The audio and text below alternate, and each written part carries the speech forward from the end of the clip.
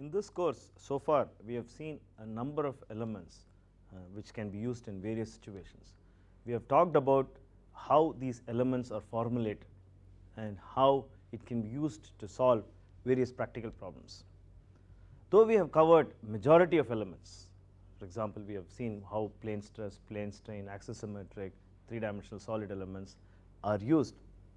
Two of the elements which we have not concentrated on this course are what are called as plates and shell elements. In fact, in today's atmosphere of the softwares that are available, commercial softwares that are available, they do not distinguish between plates and shells separately, many of them at least, and they call this as plate shell element. There are reasons to it, we will see why this is so, but plate shell elements are one of the most difficult elements to formulate. They have, in fact, a lot of research has gone into formulating these elements, and if you really look at the number of papers published over a period of time, maybe about 10 to 15 years, past a decade or so, you will see thousands of papers, not hundreds, thousands of papers are published in shell elements formulation, its use and so on. But still there are a number of issues which are to be solved before we get a very correct and perfect shell elements. Now, is it possible for us to go into these issues? No, it is difficult, because the background that is required in order to understand the formulations completely are quite involved. Hence, it may not be possible for us in this course to go into the depth of element formulation. Nevertheless, we will understand certain aspects of the shell or plate formulations, or plate and shell formulations, which will be useful to us when we use these elements in practice. In other words, let us look at the physics behind the shell theory, or rather the plate theory, and see how exactly we can understand this and use it when we require them. Remember, right in the first class we had seen some examples on how the shells were used. Remember that the sidewall sheet of that coach, which we had seen quite often in this course, was used or was modeled using this shell element. Now let us now look at the fundamentals of plate theory, very raw details. We will not go into the sophisticated approaches that have come into picture or that have evolved over a period of time, but we would at least look at what are the things that we have to know. Please understand that what we are looking at is mechanics, is not finite element, which will form the basis of finite element analysis. Now let us look at a plate. This particular figure here gives you or shows a typical plate in action. See that there are a number of stresses, we will see each of them in a minute, that the number of stresses that act in the cross section of the plate, and that the plate is supporting, say, a distributed load Q. Immediately one of the things that comes to your mind is that looks like plate is nothing but a beam, okay, which is, say, extruded in the other direction. So you can look at this as some sort of a beam extruded in the third direction. Especially mechanical engineers would find this kind of approach easier, because usually in many of the courses we do not go through plates and shell theories, whereas civil engineers may be slightly more familiar with plate and shell theory, but nevertheless it is easier to understand it in that fashion, because it would give a clue as to what are the stresses that are acting on the plate in order to support, say, this kind of distributed load. One is the normal load. Look at that here. You can immediately recognize from the pattern or from the way this normal load distribution takes place. Look at that closely. Okay. You can see that this normal load distribution, a linear distribution, is very similar to that what you would have when you have a beam in bending. Look at the shear stresses. Again, shear stress distribution is very familiar to you. The shear stresses, and this is what we call as transverse shear stress, which has a parabolic distribution. Okay. These stresses are there in order to support or in order to produce moments which would give an equilibrium or which would equilibrate the plate against the loads that are acting externally. In the same fashion, if you look at the plane which is say normal to the x direction, you would have similar stress distribution as you can see here. Okay. We have again the normal stresses, which is sigma xx stress, and we have the shear stresses, and of course I have not drawn the transverse shear, which can again be parabolic distribution can be drawn in this side of the plate as well. So these stresses, how are they related, or how do they produce the moments and the shear forces? The approach is exactly similar to what would happen or what you would see in a beam. Have a look at this. Now this is exactly the moment. Please note that we are integrating between minus t by 2 to t by 2, where t is the thickness of the plate. So you can see that this would produce a moment which we call as mx. Okay. Note that mx, okay, is a moment which is actually the plate is bending like this, and the moment is acting perpendicular to the x axis. Please note that this is the x axis what we have seen here, and the moment mx is acting like that. Okay, that is the moment. So it is actually the moment that is produced because of the stress sigma xx. So mx is equal to sigma xx is a dz integrated between the limit minus t by 2 to plus t by 2. Now let us look at my. My is a counterpart of mx. Again here you can see that sigma y z dz produces this moment my, and that again acts in a direction perpendicular to y, that is, in other words, it is in the other plane which is perpendicular to x. Right. These two are the mx and my moments produced by x, sigma x and sigma y, and we have mxy, which is again produced because of the distribution of tau xy. Okay. That tau xy distribution we have already seen how it looks like, and that produces a moment which we call as mxy. Apart from these moments, we also have what we call as the shear stresses or the shear forces. Okay. The shear forces are produced by say tau zx and tau yz, and these shear forces we designate as qx and qy. Okay. Look at all these things carefully, that is, in other words, we have mx, my, mxy, qx and qy, these being the forces or moments and forces which are produced due to the stresses, okay, normal stresses and the shear stresses. Okay, that gives an overall picture. In fact, this whole picture gives us as to how plates are equilibrating, or the stresses that are developed in plate, how do they equilibrate the external forces that are applied to them. Whatever be the forces, we have shown here what we call as distributed loads. It need not generally be only distributed load. It can be say unit or concentrated load or whatever it is. Okay, this is the way the stresses develop. Now from this point of view, we can also determine what are the maximum stresses that develop, okay, at various points or various stress fields. It is very clear from here that the maximum stress, say for example sigma xx or sigma yy, is happening at the topmost fiber or topmost layer. Okay. Whereas on the other hand, say tau yz, the maximum stresses are happening at the meridian or at the neutral surface. Now these maximum stresses can be written down, okay, in a simple fashion as shown here. you can see that the maximum stresses sigma xx, sigma yy, okay, are very similar and are related to the moment mx and my as shown here. How do we get this? It's very simple. We can easily work out from here, or if you have any doubts, you can apply these things back here and see that these equations are satisfied. This second set of equations can be substituted into the first set of equations. You can see generally that that's the way the maximum stresses happen. Now here these are the fundamentals. Now from here we deviate in order to deviate a bit or make some assumptions in order to carry out the or in order to develop what we call as the plate elements.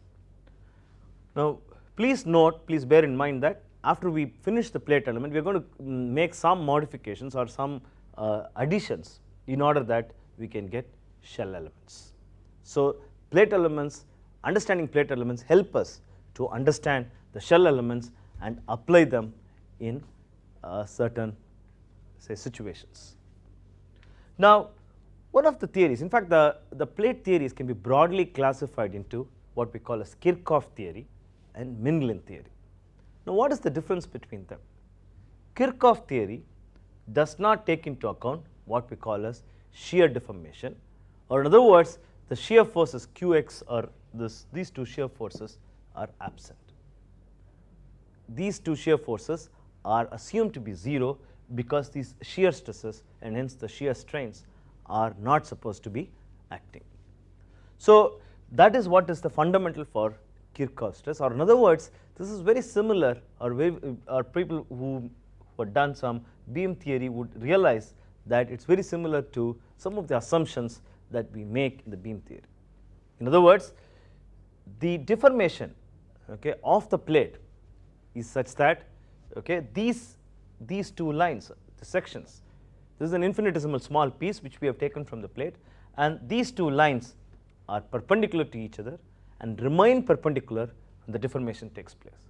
In other words, this wx and this w comma x, that is dou w by dou x, that is the slope, that of this line is the same as that of the slope of this line.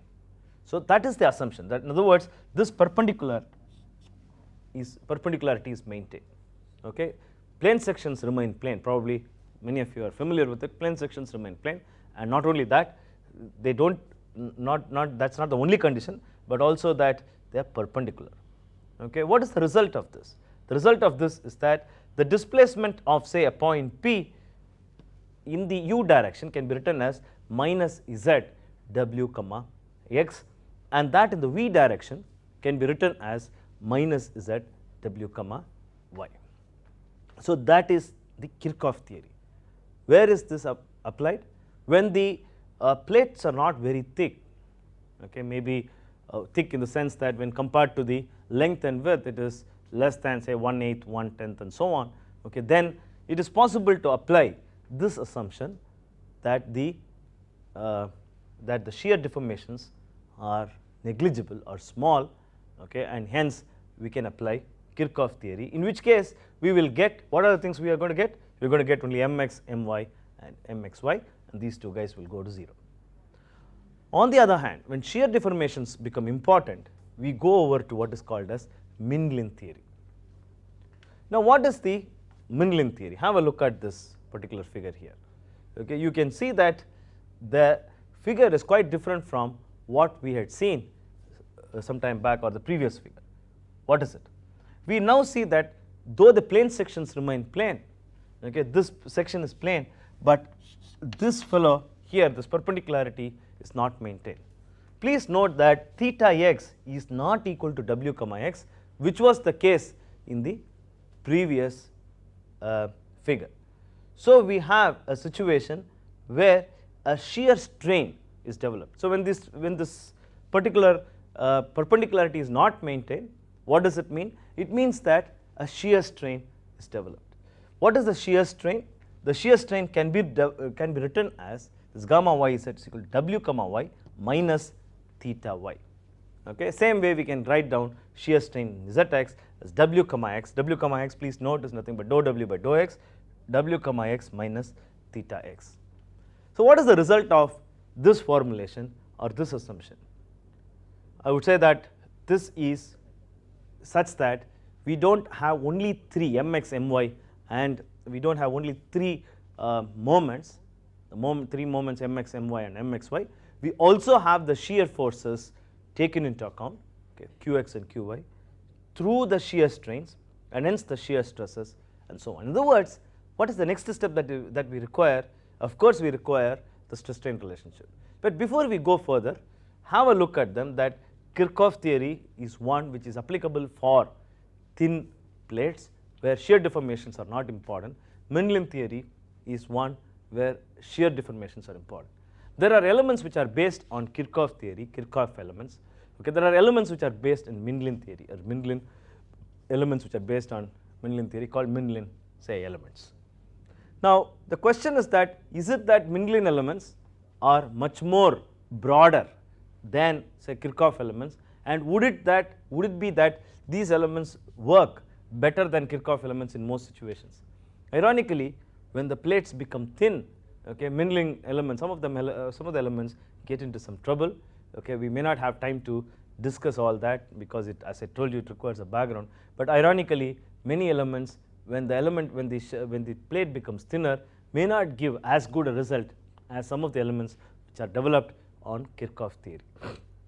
Hence, many softwares may have, okay, different elements itself, element formulation itself, one set taking into account shear deformation, another set which may not take into account shear deformation. But it's a good idea to have some idea of what should be the, or what is the thickness, and then use the elements appropriately. If you notice in this figure, one of the assumptions that we have made is that there is no stress perpendicular to the plate. That is, in other words, epsilon z is equal to 0. Please note that epsilon z does not enter into any of these derivations. So, what is the effect of it? This has an effect in our stress strain relationship. Now, look at the stress strain relationship carefully. Okay, what does this tell you, or what does this show you? See the relationship, okay, which is brought about by this particular matrix. Yes, does it ring a bell? What is the type of element? Yeah, this is very similar to what we had seen in the plane stress case. Okay, these elements are very similar to the plane stress case.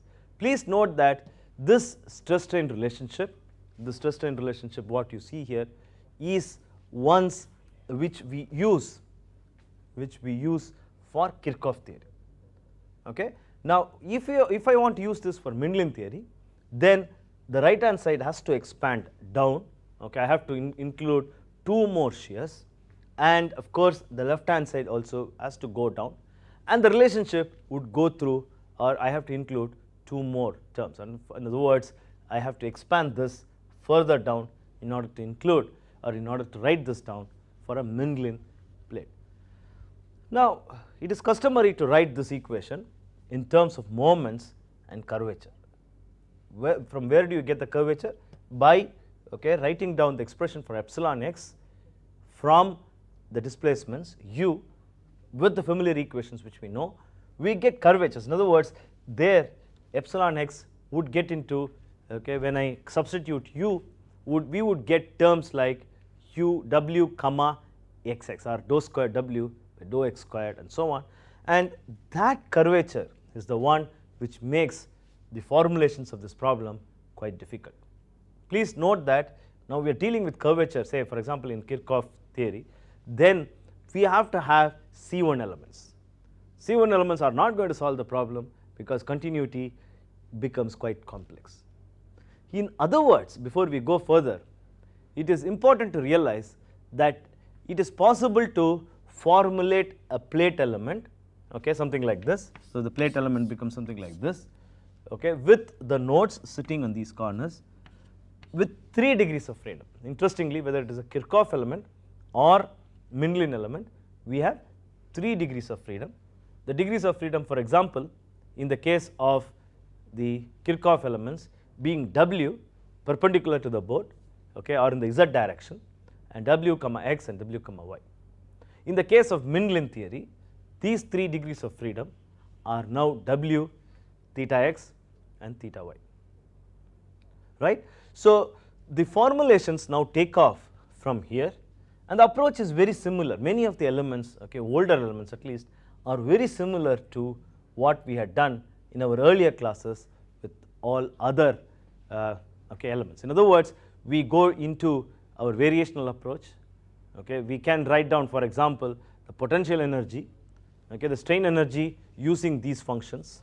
We can write down strain energy using these functions, and then the formulations can proceed in a very similar fashion with interpolation function and so on, okay, in a very similar fashion as we have done earlier.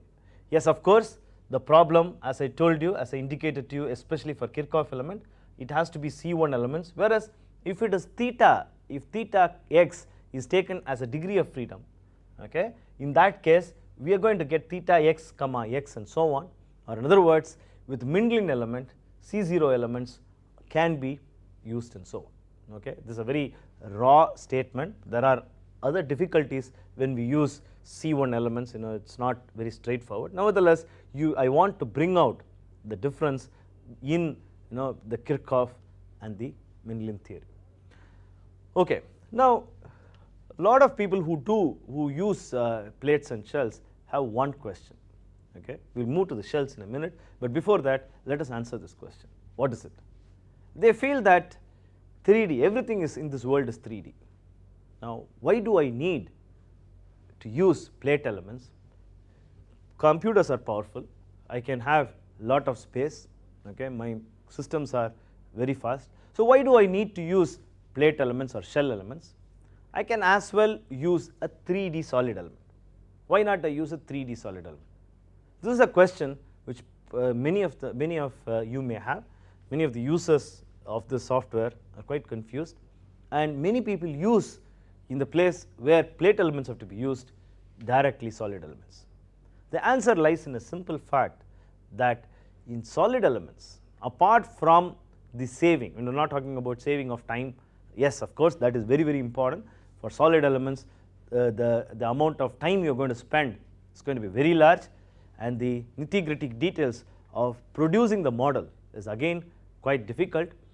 But we have one more important problem which creeps up when you use, for example, solid element in the case of plate element.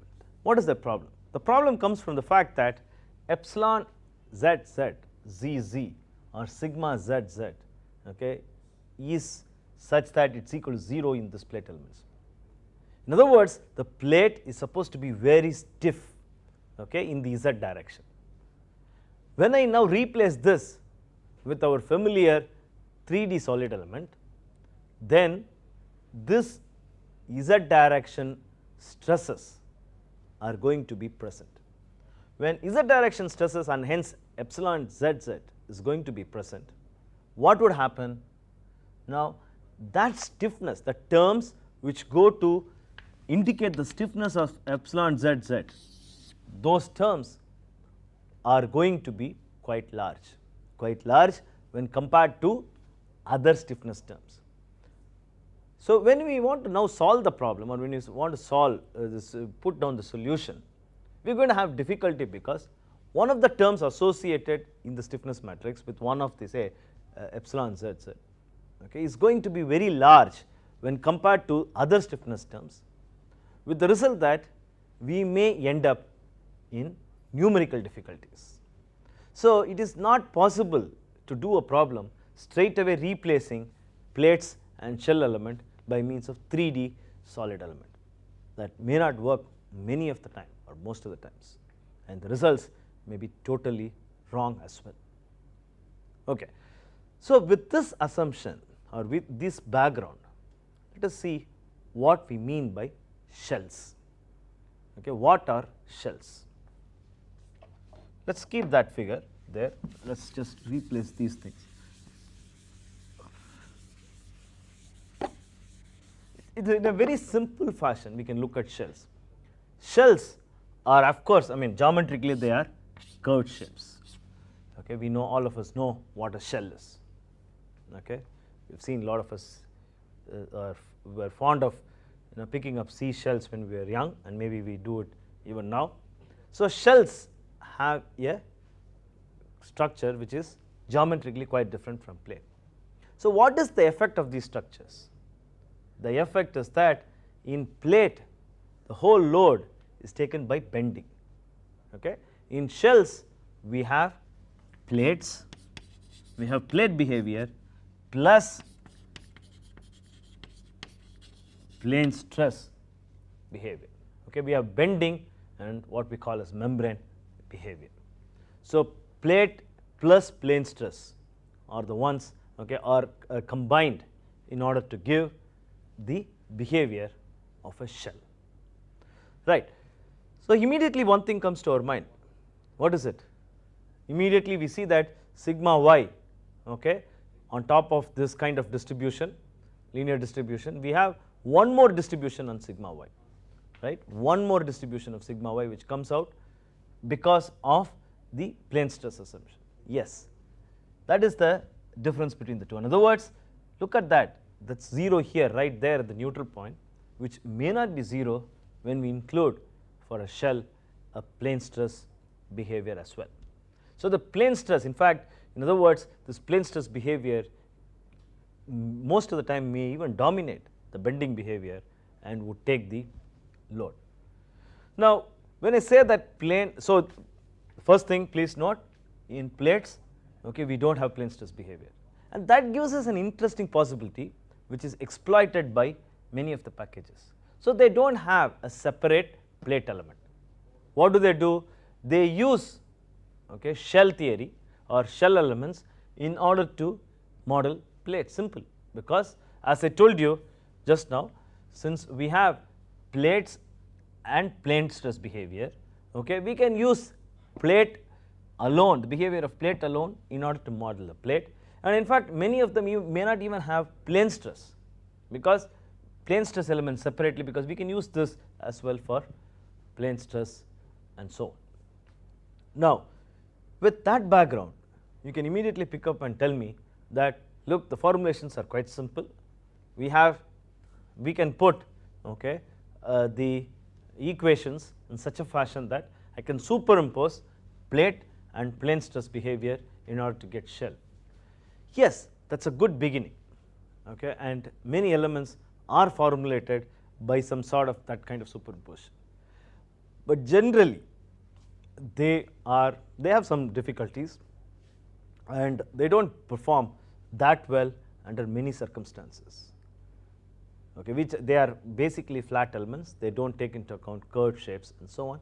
They do not perform that well in many circumstances, especially when the plate or the shell is quite curved. On the other hand, generally shell approach today, okay, the past decade or so, it's undergone a lot of research, or a lot of people have worked on shell problems, or can broadly be classified into two categories. What are these two categories? One we call as what is called as the degenerated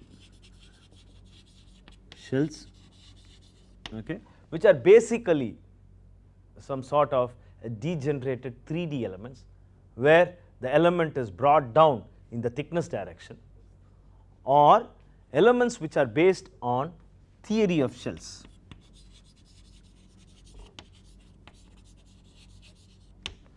The theory of shells is quite involved, a lot of things have to be understood here. For example, these theories are based on what are called as Courceret continua, and their fundamentals basis is what is called as a director theory. Okay. Degenerated shells on the other hand are simpler to understand, and the major difference between these two is that the degenerated shells, for degenerated shells we have to integrate across the thickness, whereas the thickness effect, the thickness directions and change in thicknesses and so on are taken into account in the theory of shells through what is called as director approach. Okay, as I told you, the mathematics behind it is very complex, okay, because of the fact that the shells cannot that easily be used or cannot be that easily understood by using our regular approach. So people have gone into what they call as local coordinate systems, or in other words co-rotational approach and so on, and hence the mathematics, the tensor analysis that is involved for shells are very complex.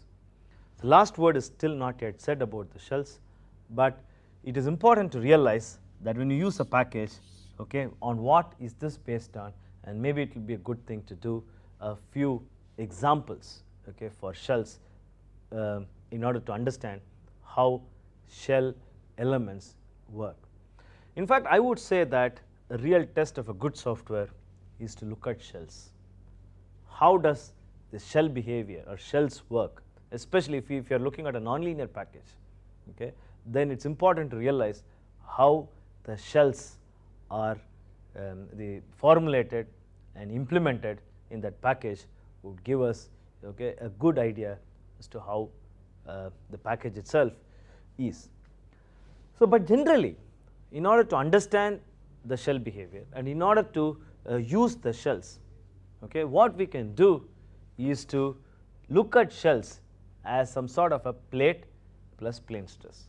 That will give us an idea, a physical picture as to how we can use it under various situations. There are a number of situations, for example, in metal forming, okay, where sheet metal forming, okay, where a lot of work, for example, a door of a car is to be modeled, then you many times you use a sheet element, a shell element. Sometimes people use what is called as a membrane element. Again, this is a modification of the shell element, okay, we will not go into the details of it, okay, but many times you use for metal forming, sheet metal forming work, you use what is called as the shell element. A variant of the shell element is what is called as the axisymmetric shell.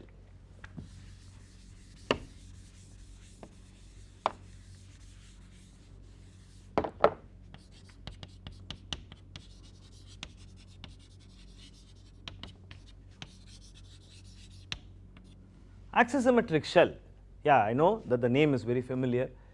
The axisymmetric shell is very similar to our axisymmetric element. What does it mean? It means that there is an axis of symmetry about which you can rotate the shell, rotate an element and get the complete element. Okay. Again, these elements are based on Kirchhoff and Mingling theory. For example, locally each of these nodes have 3 degrees of freedom, okay, and then rotation. So, you can have 3 degrees of freedom, say u, w and say beta. Say what is an example? Good, civil engineers would immediately pounce and say that say cooling towers can be looked at as an axisymmetric shell. Whether it is or not, it's a different issue, but at least looks like you can, at a first instant, you can use it for cooling towers. Say suppose you want to do some, again, sheet metal work, many places axisymmetric shell would be useful. But please understand that whenever we talk about this kind of sheet metal forming and so on, the shell elements that we are going to use are highly nonlinear elements. Please note that they are all highly nonlinear elements which have to take into account not only geometric nonlinearity but also material nonlinearity. But nevertheless, the behavior per se is not going to change to that extent. Okay, that in a very brief fashion what we mean by shells and axisymmetric shells, and since we are coming to an end of this whole course, it is important to realize as to where we are going to put these in place and use them. So, the emphasis here is only what is the fundamentals and how you can use these in different situations, understanding the physical behavior, okay, the assumptions that are made, and you can use them with that kind of, okay, confidence.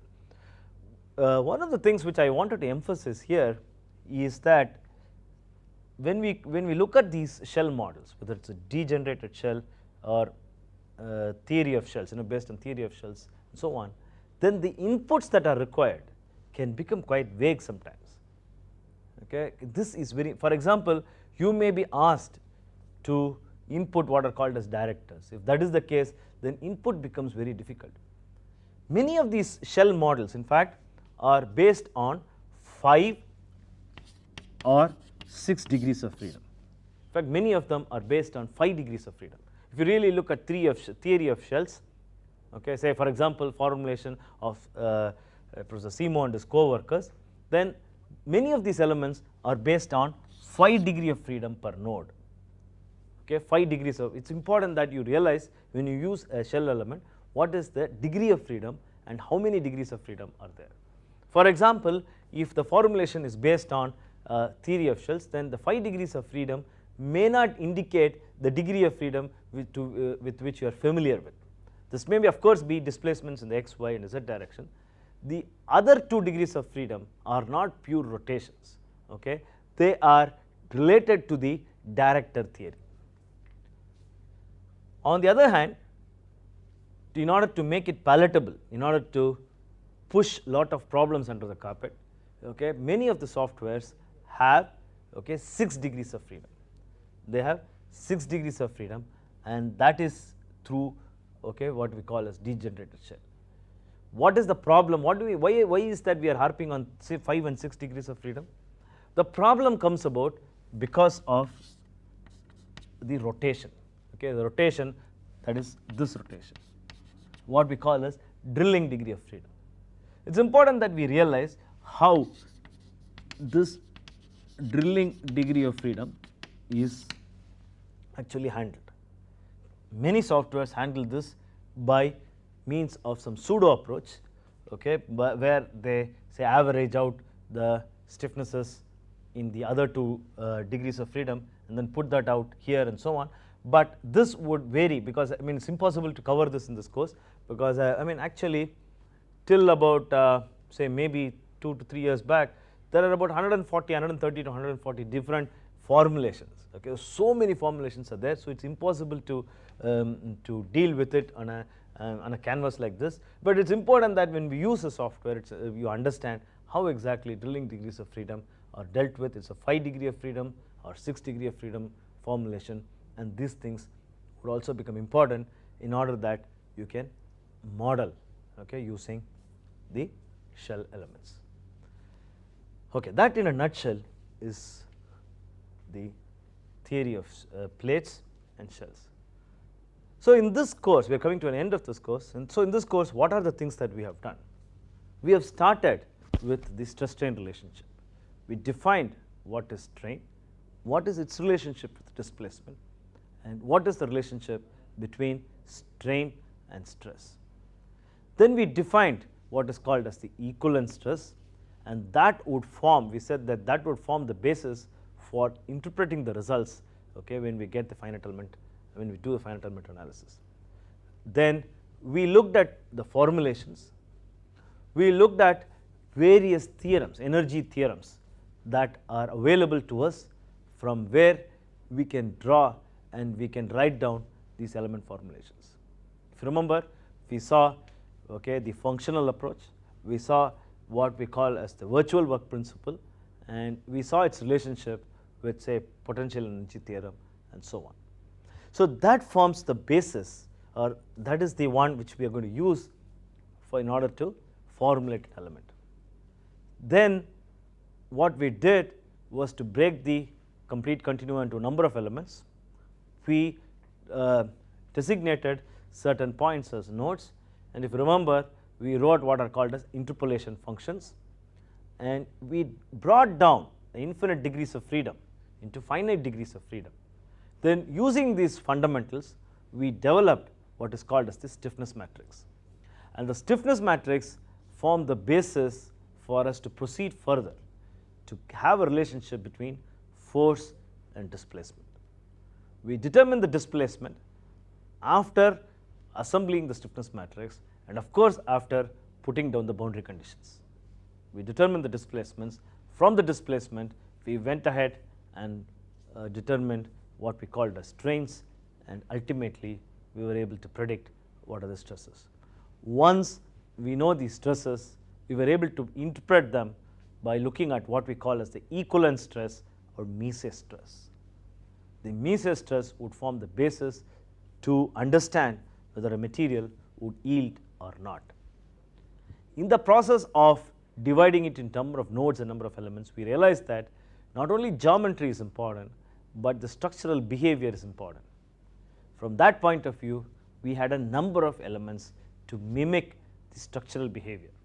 We said that the structural behavior can be looked at as plane stress, plane strain, axisymmetric, plates and shells, beams, axisymmetric shell, and so on. Okay, a number of them. We said that depending upon the structural behavior, we would choose an element and put it in place. In the process of looking at the whole issues of finite element formulations, we also saw that there are one or two issues which become very important, especially in mechanical engineering. These issues are contact, okay, and we said that it is possible to develop elements which can take into account contact, in which case we are going to move away from linear to the nonlinear region. So we move away from linear to nonlinear region. So when we go to nonlinear region, we saw that there are several ways in which you can solve these problems. One of the most popular approach for solving this nonlinear problem is by Newton-Raphson method. We saw how exactly we can use Newton-Raphson method, and we were keenly watching as to what this convergence is and so on. It should be realized that the nonlinearity, which is driven by geometry, material, and contact, are the essence of using finite element analysis for process modeling, or in other words, in order to model manufacturing processes.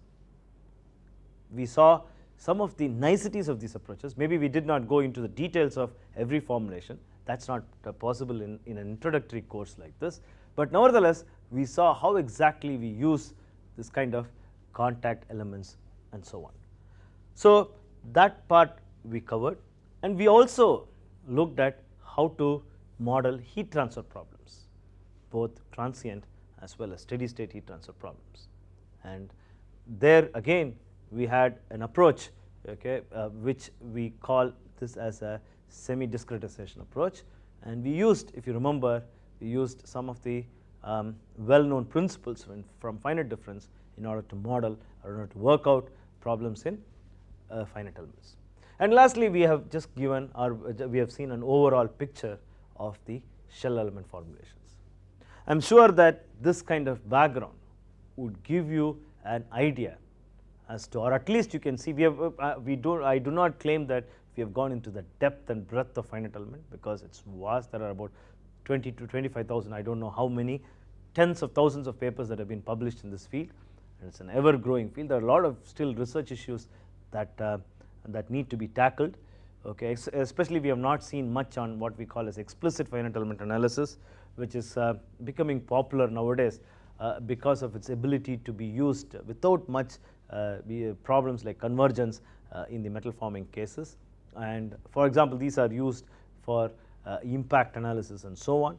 Okay, we didn't have time, but what I want to tell you is that in this course we covered at least the fundamentals which will be useful for you to use a package and to grow further, or to understand further the niceties of finite element analysis.